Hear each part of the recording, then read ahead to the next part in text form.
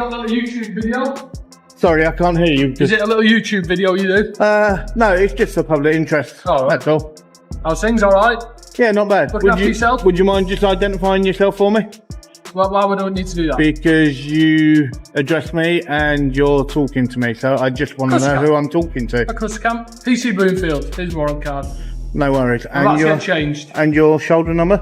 It's 19, then 48, and then NW for November Whiskey, because we're in northwest London right now. No worries, thank you very much. And You're a bit cold in your shorts, aren't you? No, I'm like this all year round. Really? You got all set for Christmas? No, me neither. The video begins with the auditor explaining that his filming is for public interest rather than online views, immediately setting a serious tone. An officer makes a lighthearted comment about his shorts and Christmas shopping before giving his badge number, while the auditor, polite but direct, clarifies that his purpose is to collect names, badge details, and promote transparency. He outlines his mission, noting that after the disruption of lockdowns, public trust in the police has declined, and his aim is to gauge how officers themselves perceive the public's view of them. This introduction raises a larger question. Are the police still connected to the communities they are meant to serve? I'll wait till like Christmas Eve and panic buy. I think that's what a lot of people do. Do you go around a lot of stations doing this? I go around quite a few, yeah. Any particular reason why, sir? Pardon? Any particular reason why? Well, first of all, could you just identify yourself for me as well, please? There you go. Papa, 237 305. 237 305, no worries. Thank you very much, sir. So why are you here filming today then? Why? Because I just want to engage with some officers and just see how they feel, because during lockdown and everything else, and there was loads of things going on, and the last couple of years have just been absolutely crazy for everyone. Right? And there's a lot of places all across the country where they feel that the police are so disconnected from the public. Right. And all what it is just to see how officers actually feel, whether or not they feel that they are disengaged, and if they are, or a little bit, how you would actually feel and what you would like to see happen to try and bring the people and the police back together again. The auditor pushes the discussion further, arguing that the police have grown detached from the public. The officers counter that they are still ordinary citizens living under the same laws and policies, but the auditor challenges this by pointing out that as constables they swear an oath to uphold the law, which places them in a different category of responsibility. This, he stresses, is the heart of his concern. Are officers truly held to a higher standard, or do they fall back on the claim of being just like everyone else? His questioning exposes a deeper divide between how police view themselves and what the public expects of them. Do we feel that we're disengaged to the public? Is that the question? Yeah. We are members of the public though, aren't we? Yeah, really? but you are serving officers, okay, and that is what is actually being split. Right.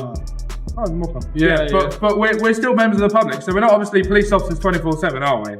So we are still members of the public, and policy, regardless of it's police policy or government policy, still affects us like it would affect you. Yeah, but you are serving constables, okay? And as serving constables, okay, you have to uphold the law, okay?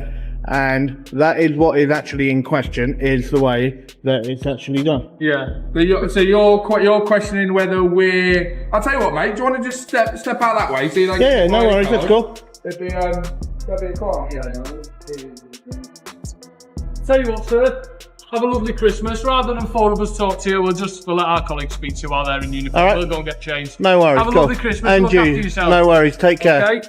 And what you're doing, or you're filming and that, if that's, we've all got to have a hobby. If that's what you're enjoying, I hope you enjoy it. The officers then try to step back from the exchange, suggesting that their uniformed colleagues will handle the discussion, a move that feels like a quick retreat from difficult questions. The auditor remains calm but clearly recognizes the evasion. One officer casually dismisses the situation by saying everyone needs a hobby, yet the auditor stays focused, continuing to press each officer for proper identification in the name of accountability. This moment highlights a recurring pattern. When faced with uncomfortable issues, officers often attempt to brush them aside rather than deal with the underlying problem. Okay, take care. Okay, you're just recording the station for YouTube. So. Well, first of all, would you mind both identifying yourself for me, please? Constable High, It's 150. all right. I'm dyslexic, sir. Easton High, Sorry? 580 November Whiskey. 1580. You're recording it, so you can watch it back. How long are you going to be here? I wasn't. I don't know. I don't know. I didn't hear the conversation you had with my colleague, so I'm not quite sure what you said to them. Well, first of all, would you mind just identifying yourself properly? PC Gordon. And your shoulder number? 2313. 2313. Cool. Thank you very much. And what was the conversation between my colleagues and yourself? Oh, I didn't hear anything. Well, just to find out how the police actually engage with the public. Okay, and how far disconnected at the moment a lot of areas across the country where the police are disconnected from the public. Disconnect. I mean, the only interaction we have with members of the public is, unfortunately, when things go wrong. But we don't knock on people's doors and have tea and scones. We only go to someone's house if there's been an incident. Well, it's not only that. It's also when you actually pull people. We do what, sorry? Also, when you actually pull people. Pull people. Yep. I.e., whether or not they're in their car or they're walking down the road. Okay, and you suspect them of something. Okay, it's the way that they're actually treated and the way that you actually present yourself and the way that you actually follow the law as it should be followed. Well, I mean, there is a procedure, and it's normally recorded, everything we do. So if there's have you been asked? As new officers arrive, the auditor wastes no time in asking for their names and badge numbers. This isn't about formality, but a direct test of professionalism. Though the officers comply, their irritated tone reveals discomfort.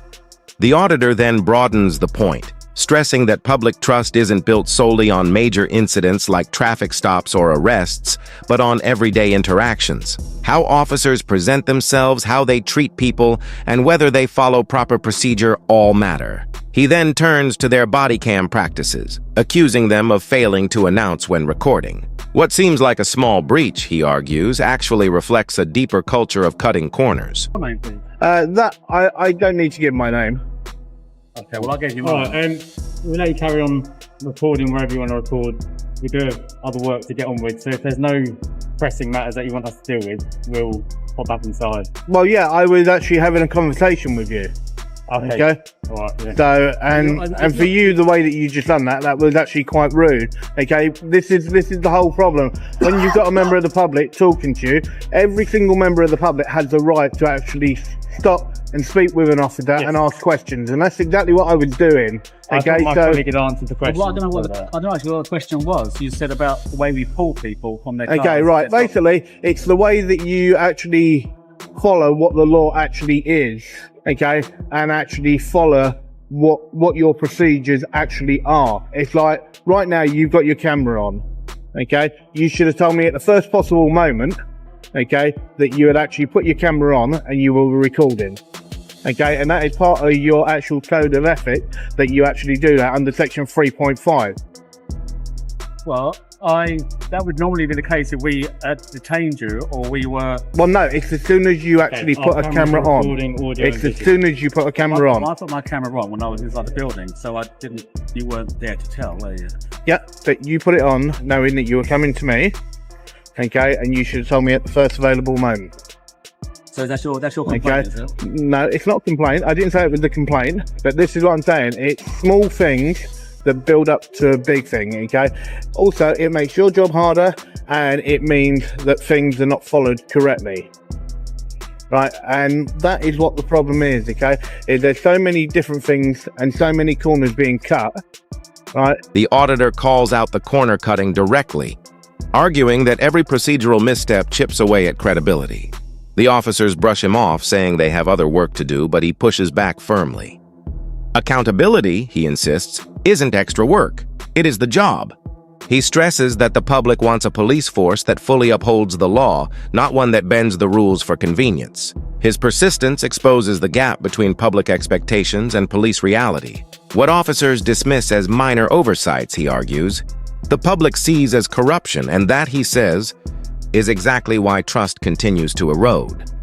And it's not right. It's not right. Okay, you're there as officers, okay, to uphold the law, right? And yes, we need a police force, and it's very important that we have a police force. But what members of the public want is they do not want a corrupt police force. They want police constables that will actually uphold the law and obey the law as it should be done, and not cut corners. Okay, so when you look at that, how then would you see if you could change one thing, okay, to try and bring the public and the police back together? What would you bring? What would you do? Well, it's not for me to comment on. Well, why not? You're a serving constable. Well, that's probably. Well, at this stage, I'm not going to make a comment about that. Would you not want to see the police and the actual public closer together, so they work together a lot better? Well, I think, obviously, and to a certain extent we do. We've come out here to talk to you because that's what you obviously wanted. So you want us to engage. To engage with officers, yeah. Okay, and then we've asked what you're doing, and you said you're just recording something for whatever reason, just probably get evidence on how we communicate with you or how we interact with you. Yeah. Having said that, then that's happened now, so there's no reason for us to continue a conversation. Yeah, but then there were other questions then that I've asked you, like the one that I've just asked you, okay? Now, you say about you can't comment. Yes, you can comment, okay, as an officer, because it's good for the powers that be higher up the chain to see exactly how officers actually feel, okay? And unless officers actually speak up and the public speak up exactly what I'm doing, right, then things aren't ever going to change. And that's why I asked you outright, okay, if there was one thing that you could actually do, what would it be? The auditor shifts gears with a pointed question. If you could change just one thing to bring the police and public closer, what would it be? The officers hesitate. Some say they wouldn't know where to begin. Others deflect, claiming it's not their place to comment. Their reluctance speaks volumes. Given the chance to suggest solutions, they choose silence. The auditor reminds them he's asked inspectors and even a sergeant the same question, and they all had answers. So why not these constables? The silence feels almost insulting, as if admitting change is needed would undermine their authority. To viewers, it doesn't look like professionalism. It looks like avoidance. That's not a hard question to answer, and that's a question that a lot of officers have answered for me.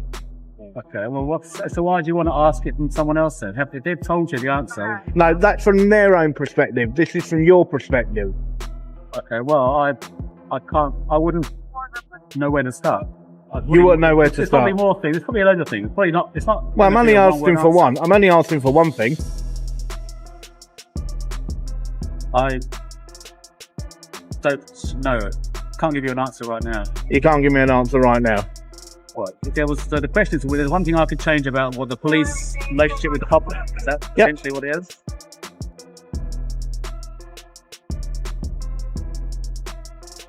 You wanna jump in with an answer? I can't. If you can help out with an answer as well, that'd be cool. What's the question? Repeat it, please. Okay. If there was one thing that you could actually change to try and bring the public and the police back together to work closer together, what would it be? Well, the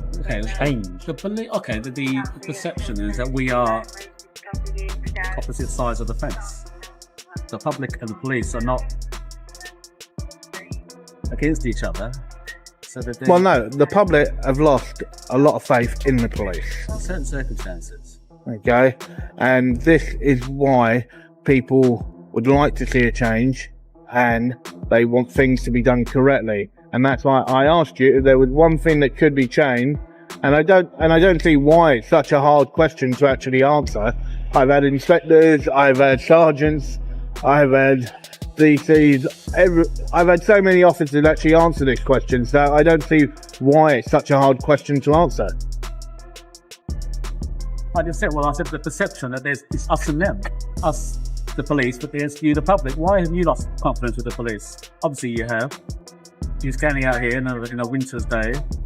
Well, it doesn't mean that I've lost faith, okay? What I actually want is I want a clean police force, okay? That actually uphold the law, right? And officers that break the law should not be allowed to actually step down and walk away from their job and then get a pension if they've actually broken the law. Okay, they should be actually done as anybody else would for breaking the law, and they should not be then given their pension from the public purse, right, for something that they've done wrong. And this is what people are actually asking questions about. If you look at the Met alone, right, and you look over the period of 2018 to 2019, okay, in a 12-month period, you actually had just over 600 officers, okay, that were up for breaking the law, that then managed to step down when they were being investigated, and they've taken a pension. The auditor raises the stakes with cold, hard numbers. Over 600 Met officers accused of misconduct in just 1 year, yet many quietly retired, pensions intact, before investigations were complete. To him, this cuts to the very heart of public distrust. Officers can break laws, dodge accountability, and still walk away funded by taxpayers. He calls it a loophole that allows corruption to slide under the radar. The officers push back, insisting pensions are earned through contributions, not conduct. But the auditor isn't buying it. To him, it's unacceptable. Respect, he argues, can't exist while broken systems shield wrongdoing. The point lands like a hammer. A force meant to serve the people is instead protecting its own. And that's not right. That's why the public are losing faith. Why should somebody who breaks the law then be able to still get paid? And this is why the public are losing faith. And this is why we're asking, if there's one thing as a serving constable that you could change, what would it be? I told you, the mentality that it's us and them. These people who get a pension, their pension is based on their service. It makes no difference. They've broken the law. And their contributions. They've broken the law. End of story. Okay? The money for their pension, okay? And they're public servants, and sorry, but they should not be able to take their pension, okay, for what they've done wrong. Well, that's not for us to comment on the legalities of it. People normally would lose the pension if they're dismissed after the investigation. If people choose to retire before an investigation, then they're entitled to their pension, and it might be a loophole, but that's what happens. That's why they. That's a loophole that should be closed. Well, it's not up to me to comment on that, or I certainly don't have any power for that to happen. And that happens in all government departments. Whether you're a police officer or a teacher or a civil servant, you get a pension based on your service and your contributions, regardless of your behaviour. If you leave under a cloud, you leave under a cloud. There's nothing there that says if you leave under a cloud you won't get your pension, unless you're sacked for gross misconduct, and in which case you get your contributions back, I believe. I don't know enough about it to comment. Okay. No worries. And yourself, sir? I don't know enough about pensions to comment on it. Okay, no, just anything that you could change. I think it's important that when we speak to the public and we're dealing with them, that we explain why we're doing so. And to just keep that up, basically. Yeah, no, that's cool. That's it. That's perfect. Cool. Can I say thank you very much for your time, gentlemen? Thank you. Okay, do have a good day. Okay, and be safe. All right, no worries. Take care. An officer finally offers something constructive. Police should explain their actions more clearly so the public understands their decisions. The auditor praises it, a simple but powerful step toward rebuilding trust. But he can't help reflecting, why did it take so long to get a straight answer? Why did so many others dodge the question? His closing message is firm. The public has the right to ask, and officers must be ready to answer. Silence and defensiveness only deepen the divide. If real change is ever to come, transparency has to be embraced, not avoided.